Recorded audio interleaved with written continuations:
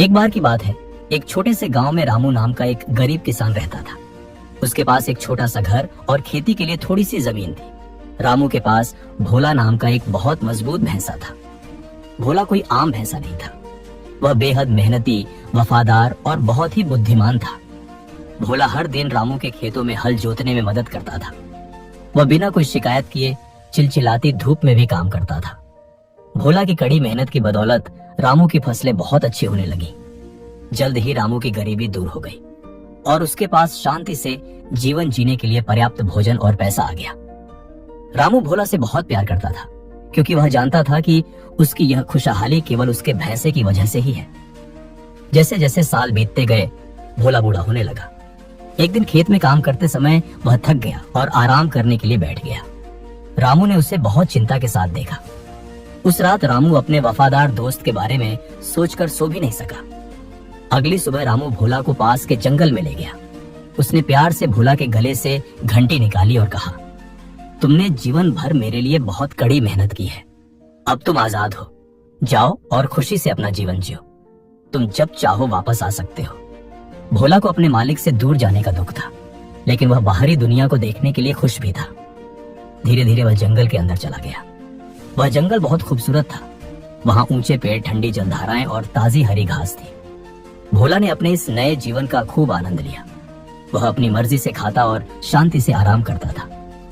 एक शाम भोला को एक तालाब के पास एक बड़ी गुफा मिली। यह उसे सोने के लिए एक सुरक्षित जगह लगी।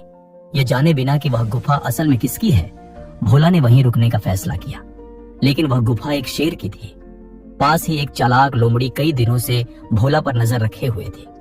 लोमड़ी उस भैंसे का शिकार करवाकर शेर से दोस्ती करना चाहती थी। इसलिए वह शेर के पास गई और बोली, तुम्हारी गुफा में एक बड़ा भैंसा सो रहा है। अगर तुम उस पर हमला करो तो तुम्हें एक बेहतरीन दावत मिल जाएगी। ये सुनकर शेर को गुस्सा आ गया और उसने तुरंत अपनी गुफा में जाने का फैसला किया। गुफा के अंदर भोला ने भारी कदमों की आहट सुनी।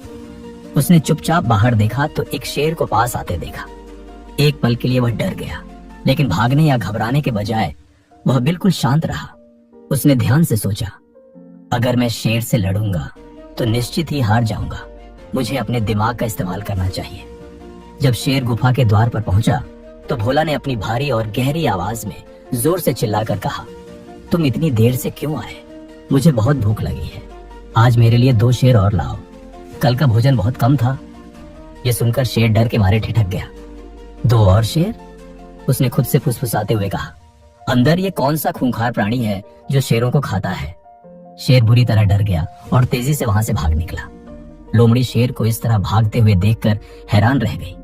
पूछने पर शेर ने उसे अंदर से सुनी हुई बात बताई। लोमड़ी हंसी और बोली, वह भैंसा तुम्हें बेवकूफ बना रहा है। अंदर कोई खतरनाक जानवर नहीं है।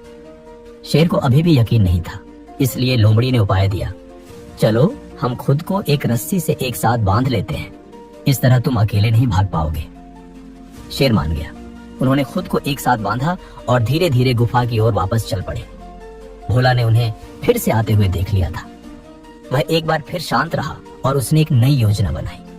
जैसे ही वे गुफा के पास पहुंचे, भोला जोर से चिल्लाया, लोमड़ी, तुम इस बार सिर्फ एक ही शेर क्यों लाई? मैंने तुम्हें 2 शेर लाने को कहा था। अब मुझे फिर से भूखा ही रहना पड़ेगा। यह सुनते ही शेर दहशत से भर गया। उसने सोचा, लोमड़ी ने मुझे धोखा दिया है। उसने इस राक्षस को 2 शेर लाकर देने का वादा किया था। खौफ के मारे शेर अपनी पूरी ताकत से वापस भागा। चूंकि लोमड़ी शेर से बंधी हुई थी, इसलिए वह भी शेर के साथ पूरे जंगल में घिसटती चली गई और पत्थरों और पेड़ों से टकराती रही। भोला ने चुपचाप उन्हें ओझल होते हुए देखा और मुस्कुराया। उसने बिना लड़े ही एक ताकतवर शेर को हरा दिया था।